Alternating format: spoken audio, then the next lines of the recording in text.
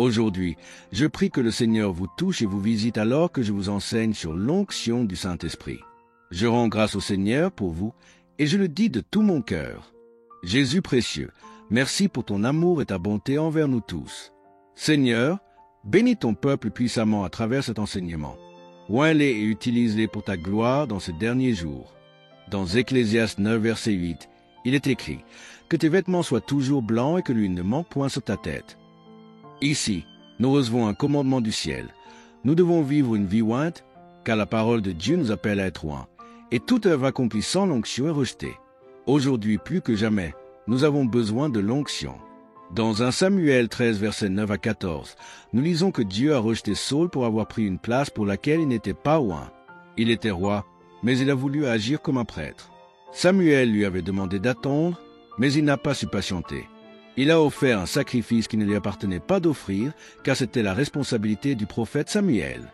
À cause de cela, il fut rejeté. De même, dans 2 Chroniques 26, verset 18, le roi Osia voulut exercer une fonction sacerdotale alors que Dieu l'avait appelé à être roi. Il entra dans le temple pour offrir de l'encens, mais les prêtres l'en empêchèrent, lui disant que ce n'était pas sa mission. Dans son orgueil, il persista et fut frappé de lèpre. Ces exemples nous montrent que quiconque s'approche de Dieu sans l'onction ne sera pas agréé. Nous devons être oints pour la mission et la position que Dieu nous a confiée et rester fidèles à notre appel. C'est pourquoi l'Écriture nous dit que l'huile ne manque point sur ta tête et que tes vêtements soient toujours blancs, ce qui parle d'une vie pure et consacrée. Dans Actes 1, verset 8, la promesse est claire. Vous recevrez une puissance lorsque le Saint-Esprit viendra sur vous, et vous serez mes témoins. L'onction n'est pas donnée pour notre confort, mais pour le service.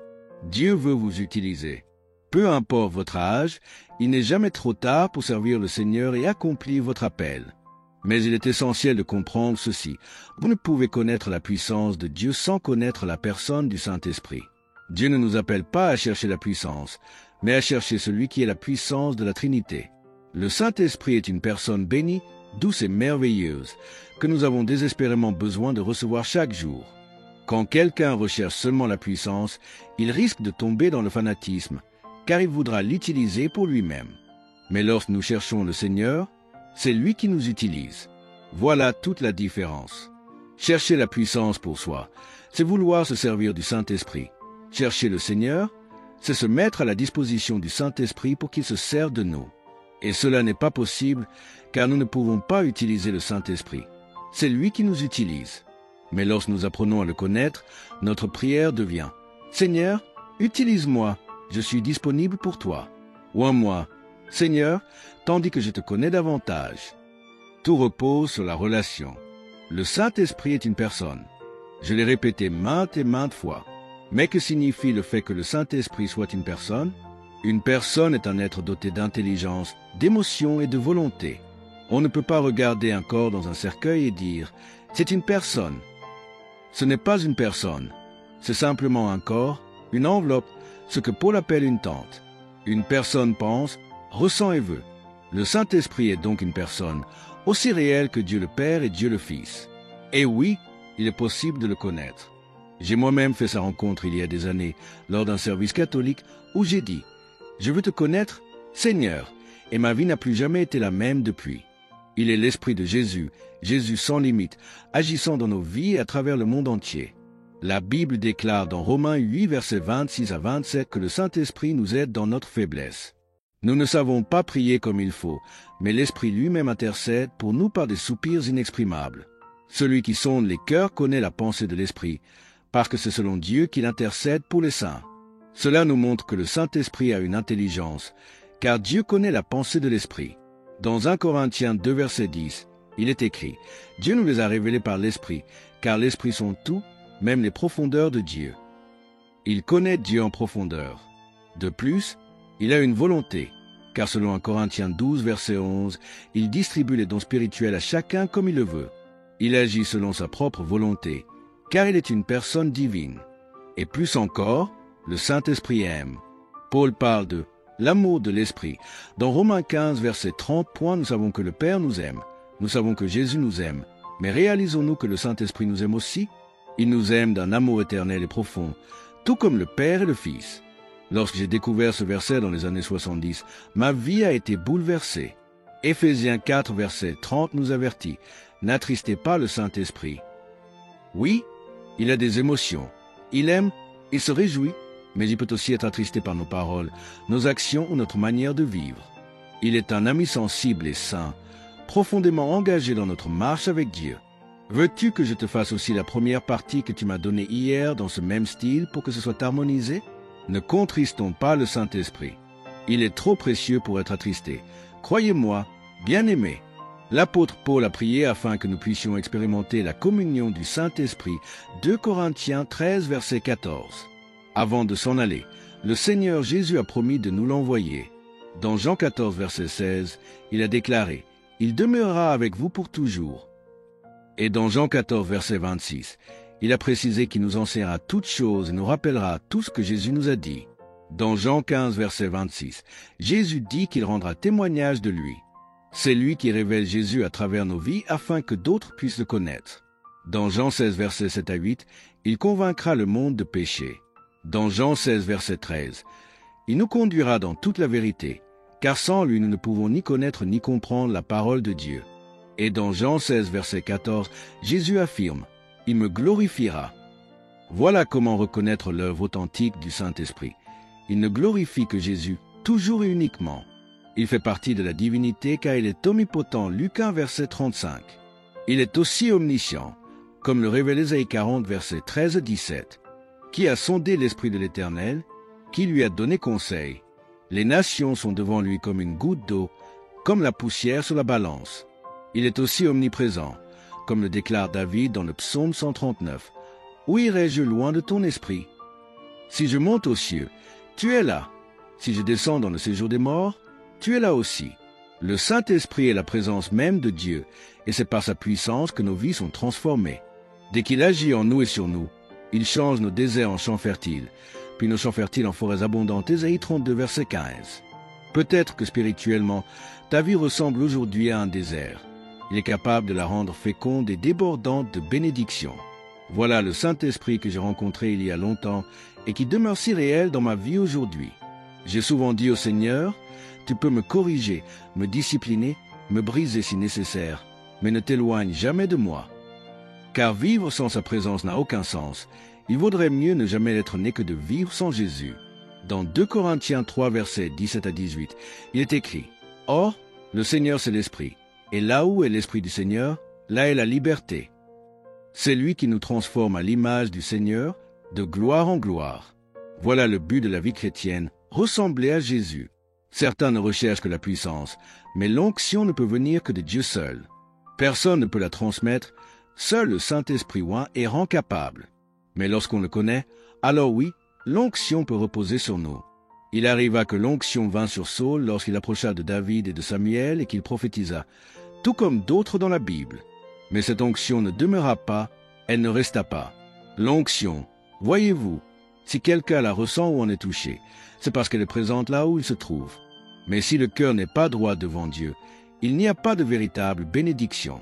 Dans le passé, certains ont travaillé aux côtés d'évangélistes et ont reçu une certaine impartition de leur ministère. Pourtant, lorsqu'ils ne vivaient pas pour le Seigneur, ils furent rapidement détruits. La plupart tombèrent dans le péché, car sans le Seigneur, il n'y a aucune protection. En vérité, l'onction ne vient pas demeurer et produire des fruits durables si l'on ne connaît pas le Saint-Esprit comme une personne vivante et réelle. C'est en le connaissant personnellement que Dieu oint et bénit. Dans Ézéchiel 36, versets 26 à 27, nous lisons « Je vous donnerai un cœur nouveau, et je mettrai en vous un esprit nouveau. J'ôterai de votre corps le cœur de pierre, et je vous donnerai un cœur de chair. Je mettrai mon esprit en vous, et je vous rendrai capable de marcher selon mes lois, d'observer et de pratiquer mes ordonnances. » Cela montre que lorsque le Saint-Esprit habite en nous, nous marchons dans les voies du Seigneur, nous gardons ses jugements et nous les mettons en pratique. C'est lui qui produit cette obéissance. Sans lui, nous ne pouvons pas vivre la vie chrétienne, ni obéir à la parole, ni même la comprendre. Proverbe 1, verset 23 déclare « Tournez-vous pour écouter mes réprimandes. Voici, je répandrai sur vous mon esprit. Je vous ferai connaître mes paroles. » Sans le Saint-Esprit, nous ne pouvons pas connaître, comprendre, ni vivre la parole de Dieu. Et selon Romains 8, 9, sans lui, nous ne pouvons même pas appartenir au Seigneur. C'est le Saint-Esprit qui révèle Jésus et qui nous donne de l'invoquer. La Bible nous enseigne aussi que cette personne bénie peut être résistée. Ne résistez pas au Saint-Esprit. Acte 7, verset 51. Elle peut être attristée. N'attristez pas le Saint-Esprit de Dieu par lequel vous avez été scellés. Éphésiens 4, verset 30. Elle peut être éteinte, comme le dit « N'éteignez pas l'Esprit » 1 Thessaloniciens 5, verset 19. Dans Zacharie 6, verset 8, il est dit qu'il peut être apaisé ou réduit au silence. Et, de manière très grave, il peut être blasphémé. Comparer son œuvre à celle de l'ennemi est un péché impardonnable. Matthieu 12, verset 31. Aujourd'hui encore, cette personne bénie cherche des hommes et des femmes qui accepteront qu'il fasse mourir la chair afin de les oindre et de les utiliser pour la gloire de Dieu. Seras-tu de cela? Seras-tu de ceux qui acceptent de laisser le Saint-Esprit crucifier leur nature charnelle pour qu'il puisse les revêtir de sa puissance? Car c'est ainsi que vient l'onction. Lorsque la chair meurt, l'onction est toujours là. Non seulement Dieu t'oindra, mais il te transformera. Comme Samuel dit à Saul dans 1 Samuel 10, verset 6. L'Esprit de l'Éternel viendra sur toi, tu prophétiseras avec eux, et tu seras changé en un autre homme. Voilà le fruit de la rencontre avec le Saint-Esprit. Non seulement l'onction, mais une transformation profonde qui fait de toi un instrument de gloire entre les mains de Dieu. Je veux vraiment que vous compreniez que l'onction ne vient pas et ne demeure pas sur nous simplement parce que Dieu nous ferait confiance. Il attend que nous permettions au Seigneur de mettre à mort cette chair. Dans Romains 8, verset 13, il est écrit que seul le Saint-Esprit peut le faire. Nous, par nos propres forces, ne pouvons pas crucifier la chair. L'Écriture dit, « Si vous vivez selon la chair, vous mourrez. Mais si par l'Esprit vous faites mourir les actions du corps, vous vivrez. » Voilà la clé. C'est par lui, en lui permettant de crucifier notre chair, que Dieu nous oint. Et cette précieuse onction transforme toute notre vie et nous rend utiles entre ses mains. Demain, je me concentrerai sur ce qu'est l'onction, comment elle fonctionne, quels sont les dangers quand Dieu oint une personne, mais aussi quelles en sont les bénédictions. Mon désir est que Dieu vous oigne et vous utilise puissamment. Père, je te remercie pour ta parole. Je te prie que ce que j'ai partagé aujourd'hui serve dans la vie de tes enfants, afin qu'ils parviennent à cette maturité où tu peux leur confier ton onction pour leur vie et leur ministère. Seigneur Jésus bien-aimé, je tends mes mains vers eux et je prie. Utilise-les pour ta gloire. Que leur avenir soit plus lumineux que la lumière elle-même, plus béni que leur passé, plus riche que leur hier. Fais-les fructifier en toi. Seigneur, car tu as promis que lorsque ton esprit vient sur nous, tu transformes notre désert en un lieu fertile, et ce lieu fertile en une forêt abondante. Bénis-les par ton Saint-Esprit et oins-les pour la gloire de ton nom. Amen. J'ai commencé cet enseignement sur la connaissance du Saint-Esprit parce que c'est la clé de notre survie spirituelle et du maintien de l'onction dans nos vies. Demain, je continuerai à parler de l'onction et je prierai pour que Dieu vous oigne réellement. Plusieurs ressentiront sa puissance sur leurs mains, parfois comme de l'électricité, parfois comme un feu ardent. En attendant, il est temps de semer dans l'œuvre du Seigneur. Donner n'est pas une idée humaine, c'est un commandement biblique.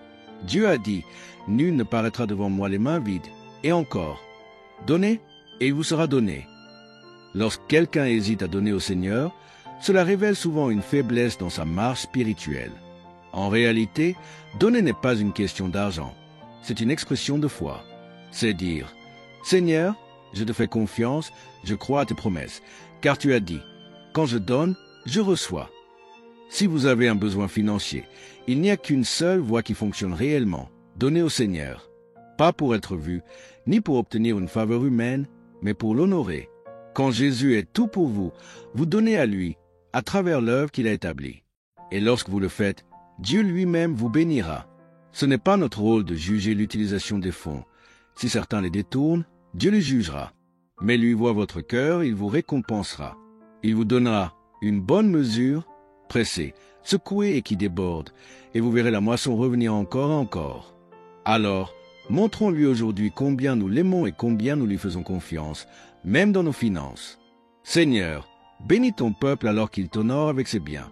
Pourvois à chaque besoin dans leur vie et celle de leurs proches, au nom de Jésus. Amen. En ce moment, un vent de réveil souffle sur l'Afrique et sur le monde. Des foules immenses se rassemblent, comme en Ouganda où plus de 1,5 million de personnes ont afflué. Des campagnes arrivent au Zimbabwe, au Ghana et en Angleterre. Dieu secoue les nations par sa puissance. Nous vivons l'accomplissement de la promesse prophétique de Joël 2, verset 28. je répandrai mon esprit sur toute chair. En vous associant à cette œuvre, vous ne faites pas seulement un don, vous participez à la moisson. Chaque âme sauvée, chaque guérison, chaque vie transformée, vous en faites partie.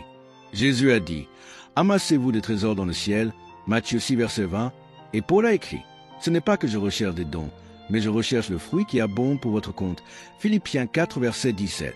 Quand vous donnez, Dieu lui-même devient votre rémunérateur. Il multipliera la semence que vous aurez semée et vous marcherez dans les bénédictions surnaturelles. C'est votre moment, c'est votre jour.